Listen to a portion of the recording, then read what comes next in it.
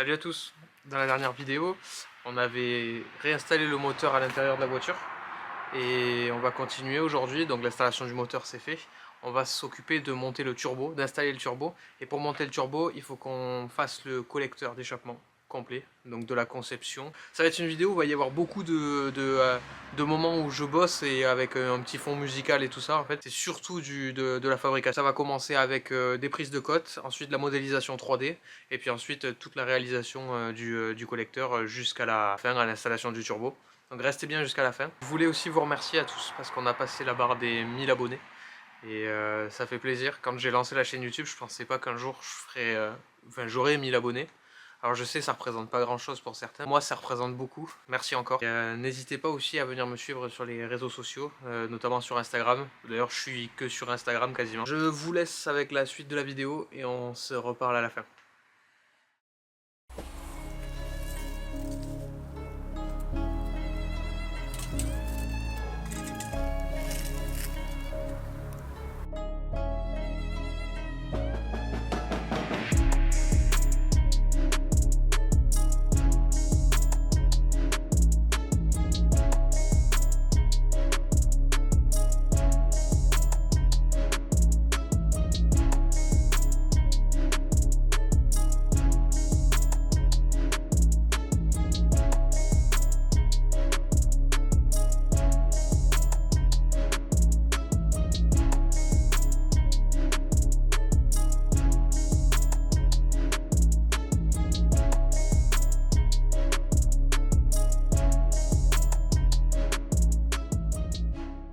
C'est parti, on va attaquer les découpes du collecteur, donc tous les coups d'inox et tout que vous avez vu avant en 3D.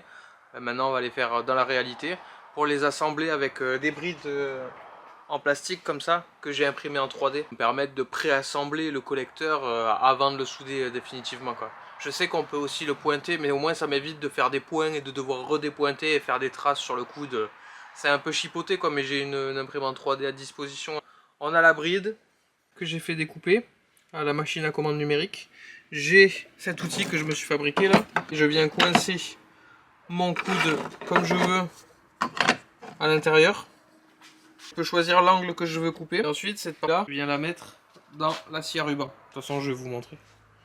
Voilà. Donc je vais faire toutes mes découpes et assembler mon collecteur comme ça avec les petites brides.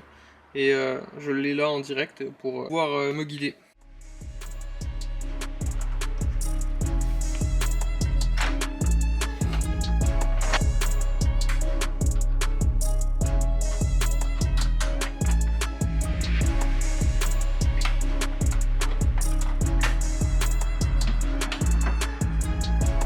Noter toutes les dimensions.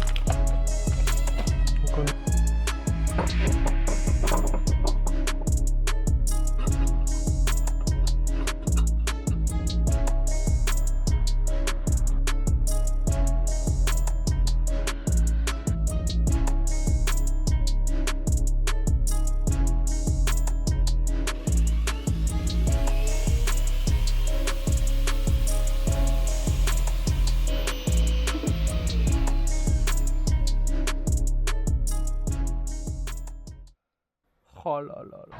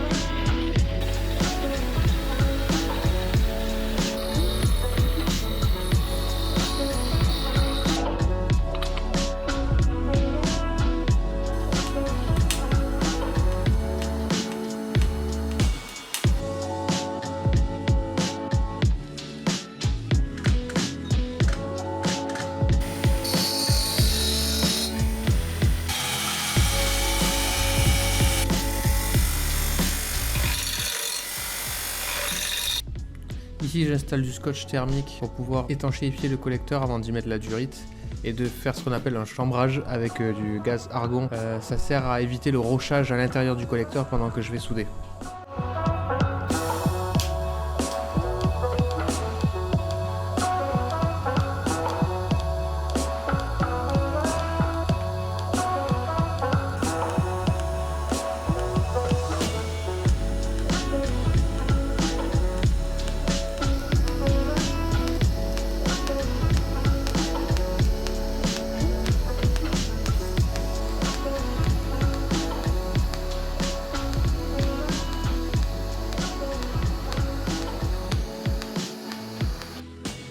Pas facile, hein. C'est vraiment pas les plus belles soudures du monde et c'est la première fois que je soude un collecteur donc ça va pas être magnifique quoi. Mais bon, faut bien commencer un jour et puis voilà, je me fais la main avec celui-ci et s'il faut j'en referai un autre.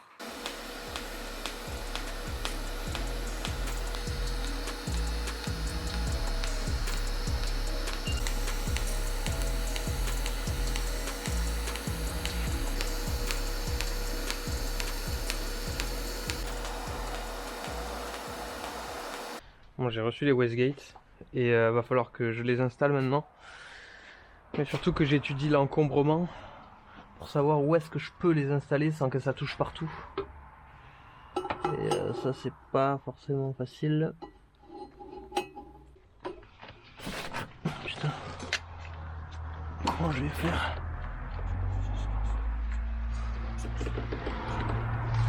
Ça sera en plein là, en plein dans l'angle quoi.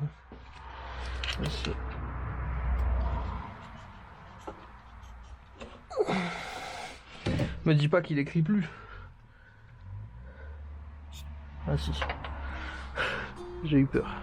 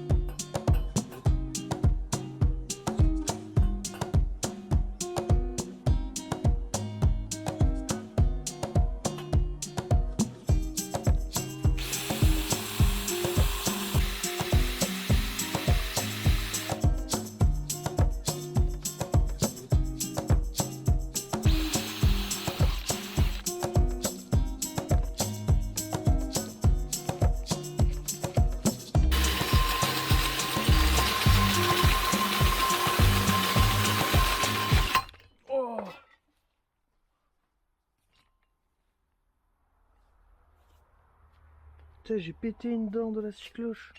Oh là là, là c'est mal barré là.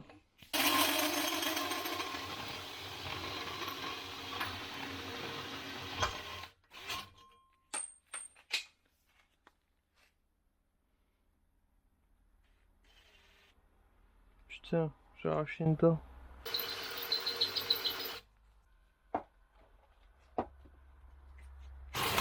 Oh!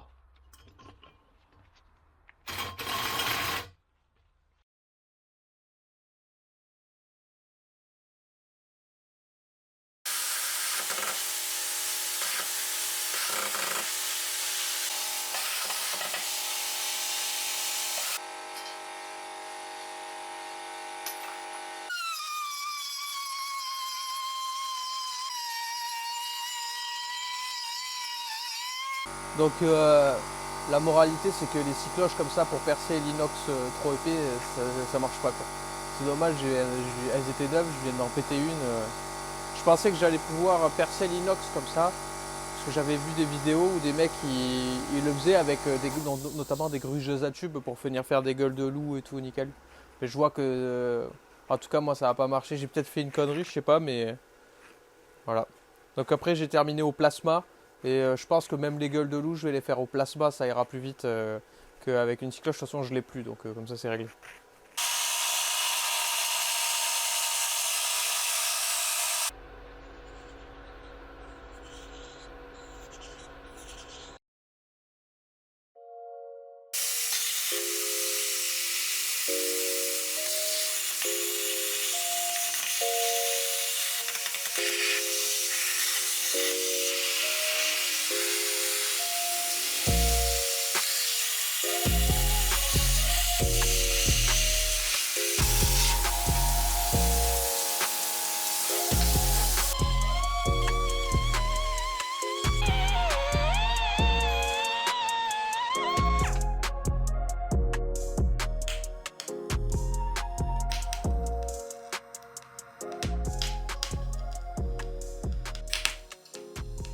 le montage à blanc pour regarder si ça passe.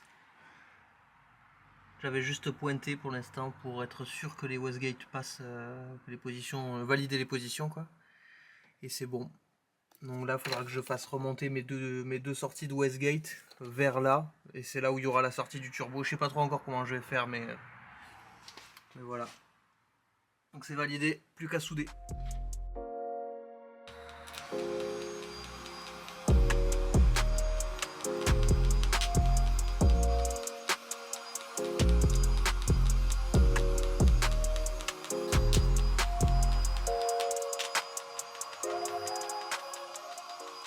Bon voilà, j'avoue c'est pas le plus beau collecteur du monde. Mais c'est la première fois que je soude au TIG. Et c'est mon premier collecteur en même temps, donc c'est pas si mal. Je mets un petit coup de fraise partout là aux entrées et tout pour que ce soit un peu plus propre et lisse à l'intérieur. Et voilà. Voilà, c'était vers la fin du collecteur, je commençais à avoir un peu plus le coup de main pour faire les cordons là. On le voit sur celle-ci. Voilà. Et donc fallait bien commencer à apprendre. J'ai fait pas mal de petites erreurs et je pense que les pros de la soudure vont me le faire remarquer. Mais pour une première, c'est pas si mal. De toute façon, ce qui est sûr, c'est que c'est étanche, c'est solide, et je vais le recouvrir ensuite de bande thermique. Et ensuite, j'ai une sonde GT qui attend là depuis un petit moment que je vais installer. Je voudrais avoir le GT sur le rotor arrière.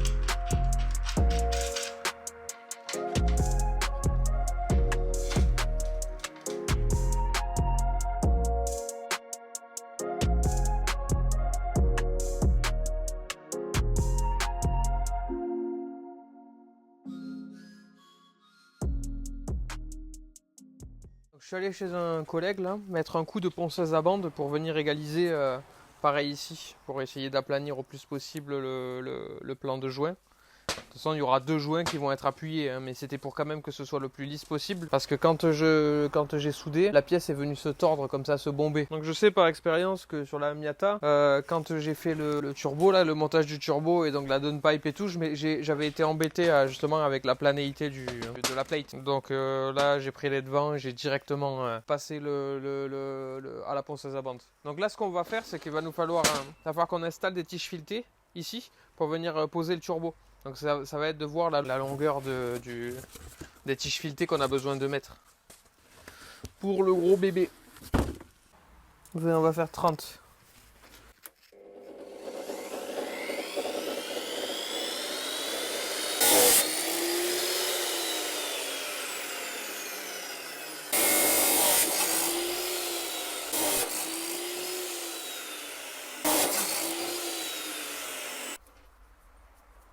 Hop. Ok.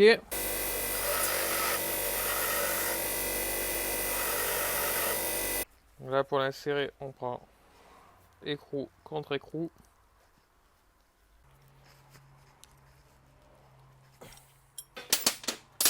Ok.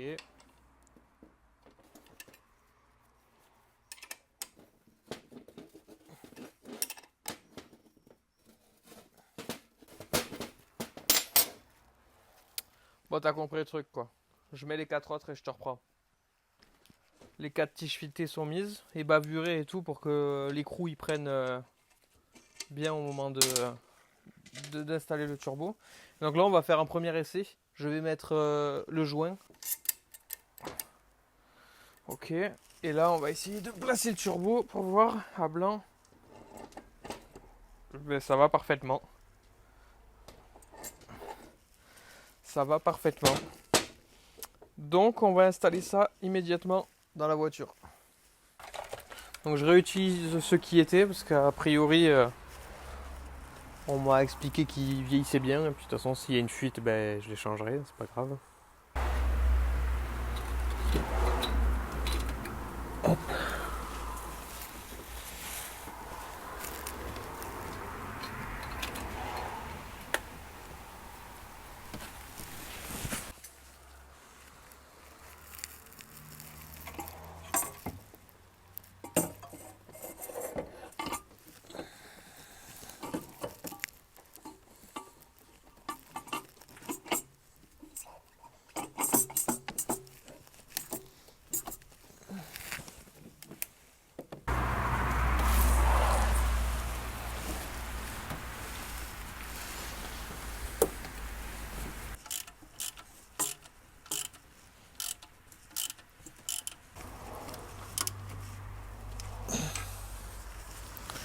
Ok, c'est le grand moment. On va voir si tout est bon au niveau des côtes. Même s'il n'y a pas de raison. Hein. Ah, ça y est, il est en place, le type. Je vais mettre un écrou provisoire, hein, juste pour le faire tenir, pour pas qu'il tombe. Donc voilà ce que ça donne. Je ferai quelques plans de jour pour que ça fasse, qu'on voit vraiment le résultat. Mais ça fait plaisir de l'avoir en place. Donc là, il va rester tout ce qui est piquage d'huile, d'eau, de refroidissement à mettre. Et là, on voit qu'il faut que j'aille mettre les deux Westgate en bas là-bas. Voilà, mais je vais y aller par-dessous, en dessous. Ça fait plaisir. Donc maintenant, il va falloir faire la downpipe derrière, installer la sonde lambda. Là en bas, il faut que j'aille mettre la sonde EGT aussi, ça me fait penser. Faut continuer, mais c'est une bonne étape de fête. Le collecteur fabriqué, installé, ça passe. Ça fait vraiment plaisir au moral. Bah voilà, on arrive à la fin de la vidéo. La prochaine vidéo, ce sera sûrement tout ce qui est fueling. Donc on va s'occuper de créer la rampe d'injection sur mesure. Faudra souder un peu d'aluminium. Faudra faire de l'étanchéité. On va changer la pompe à essence, les durites. Et je ne sais pas encore comment je vais tout structurer. Peut-être qu'il y aura aussi l'installation du calculateur.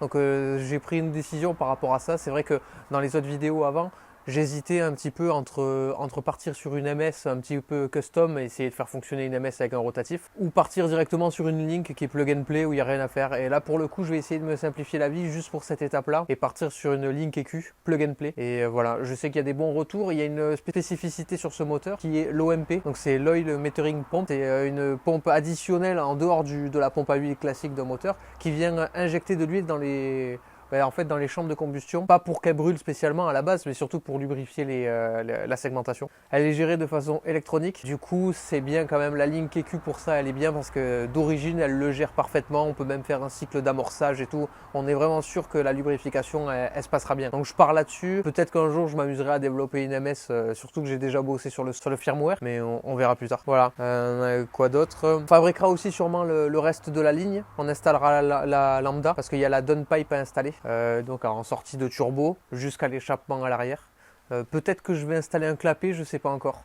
Voilà, ça c'est tout plein de réflexions que je vais avoir dans les prochains jours. Ce sera sûrement en avance sur Instagram. Je mettrai sûrement des petites photos de ce que j'ai choisi finalement. Merci encore à tous pour les 1000 abonnés et merci aussi de me suivre, de commenter. Vous êtes super bienveillants avec moi. Quand j'ai commencé les vidéos, j'avais peur de ça justement, de me faire fracasser dans les commentaires. Et en fait, finalement, vous êtes super bienveillants. Je crois que j'en ai eu que un ou deux de vraiment mauvais et ça fait vraiment plaisir, quoi. Donc merci d'avoir regardé cette vidéo et à bientôt, à la prochaine. Ciao. I know you told your friend you're not okay. And tell me what's wrong and why you never said you felt that way. And guess you're trying to stay strong and fake a smile until I look.